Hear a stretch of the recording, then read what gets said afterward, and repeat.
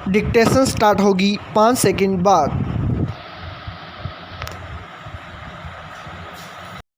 Yes, सड़क दुर्घटना में जान गंवाने वाले मजदूर को मुआवजा देने में आनाकानी करने वाली सार्वजनिक क्षेत्र की एक इंश्योरेंस कंपनी को सुप्रीम कोर्ट ने लताड़ लगाई। स्टॉप। शीर्ष अदालत ने सख्त टिप्पणी करते हुए कंपनी से सवाल किया कि आखिर उसे सामाजिक दायित्वों का एहसास कब होगा। स्टॉप। यह वह सवाल है जो शायद ऐसे हर मामले में इंश्योरेंस कंपनियों से पूछा जाना चाहिए। स्टॉप। दरअसल मामला यह था कि 2004 में ओडिशा में ट्रक से सामान उतारते समय एक मजदूर की मौत हो गई थी। स्टॉप। परिजनों ने श्रम आयुक्त का दरवाजा खटखटाया। स्टॉप। बीमा कंपनी को क्षतिपूर्ति के रूप में 2.62 लाख रुपए के भुगतान के निर्देश दिए गए। स्टॉप। इंश्योरेंस कंपनी इसके खिलाफ हाई कोर्ट चली गई, जहां पर यह रकम घटाकर 1.98 लाख रुपए कर दी गई। स्टॉप। इसके बाद भी कंपनी सुप्रीम कोर्ट पहुंच गई। स्टॉप।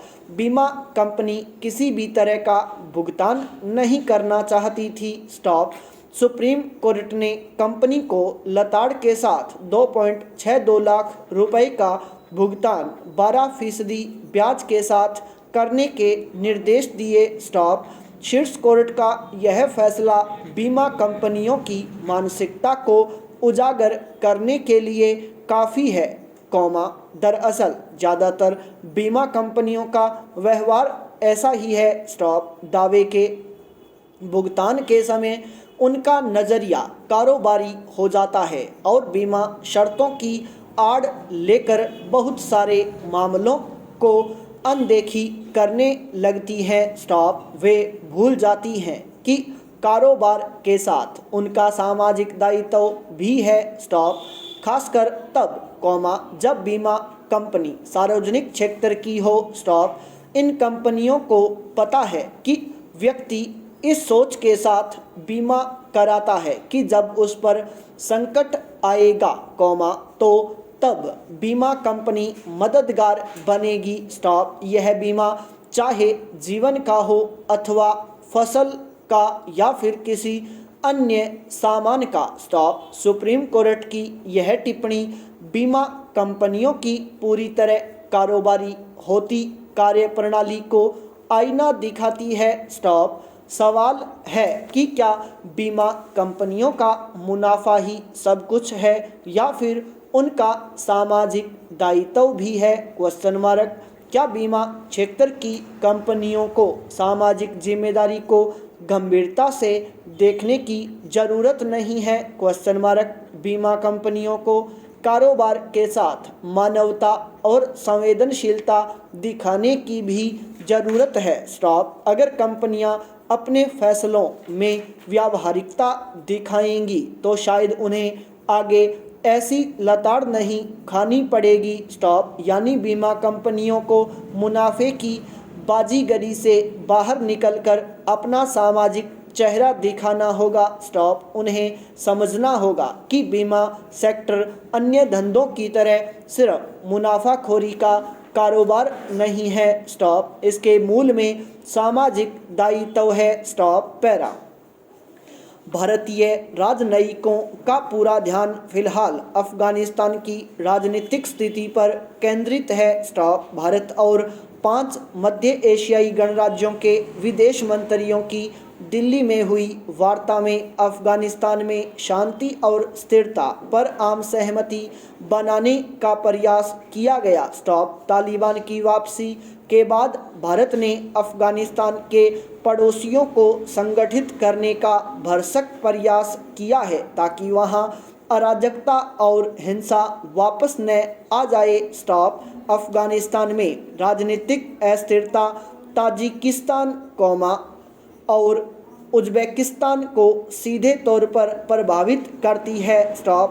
ताजिक, तुर्क और उज़्बेक जातियां अफगानिस्तान में अल्पसंख्यक हैं, जो तालिबान के धार्मिक कट्टरपंथ से सर्वाधिक प्रभावित होती है। स्टॉप। कजाकिस्तान और किर्गिज गणराज्य सहित मध्य एशियाई गणराज्य अपने इलाकों में कट्टरपंथी इस्लामवाद, आतंकवाद और मादक पदार्थों के निर्यात से डरे हुए हैं। स्टॉप। भारत न केवल इन देशों की चिंताओं को समझ रहा है बल्कि इन चिंताओं को दूर करने के प्रयासों में बढ़ चढ़ कर हिस्सेदारी भी कर रहा है। स्टॉप। विदेश मंत्रियों के संयुक्त बयान में तालिबान से एक समावेशी और प्रतिनिधि सरकार बनाने, महिलाओं और अल्पसंख्यक अधिकारों का सम्मान करने, आतंकवाद और मादक पदार्थों की तस्करी का मुकाबला करने और अफगानिस्तान को मानवीय सहायता प्रदान करने का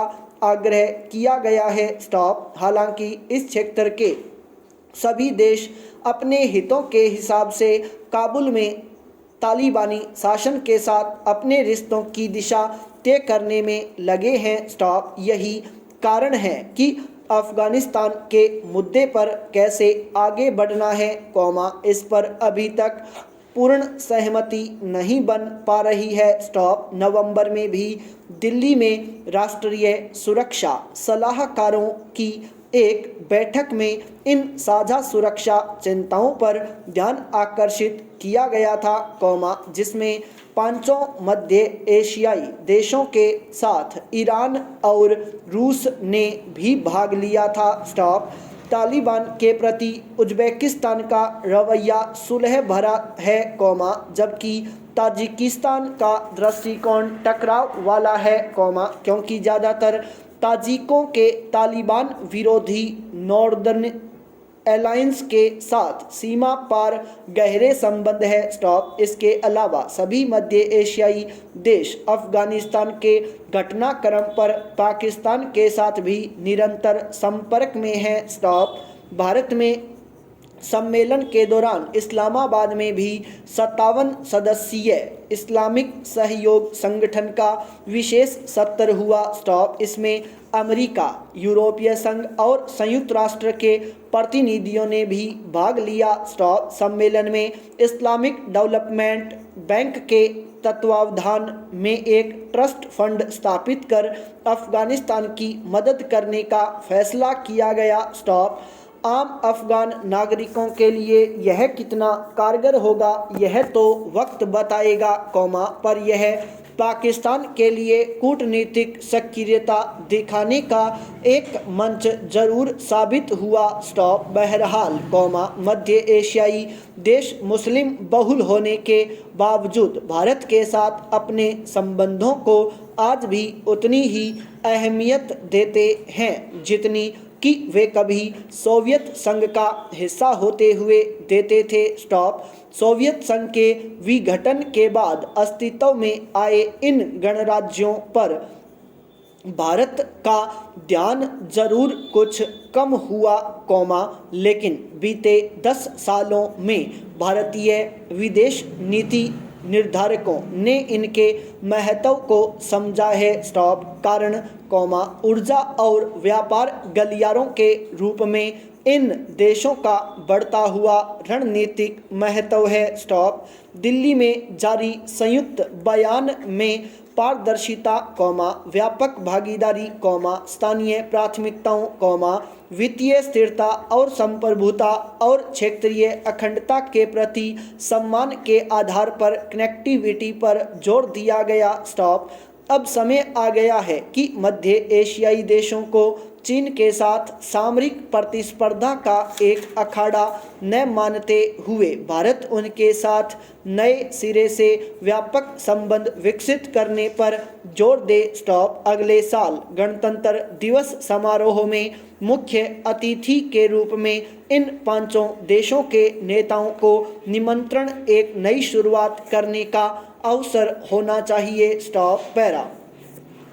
बाल विवाह के मामले में बदनाम राजस्थान के लिए यह खबर सुखद भविष्य की उम्मीद जगाती है कि राष्ट्रीय परिवार स्वास्थ्य सर्वेक्षण के ताज़ा आंकड़ों के अनुसार प्रदेश में बाल विवाह के मामले कम हो रहे हैं स्टॉप। सर्वे के अनुसार पिछले 5 साल में प्रदेश में बाल विवाह के 10% मामले कम हुए हैं संपूर्ण विराम।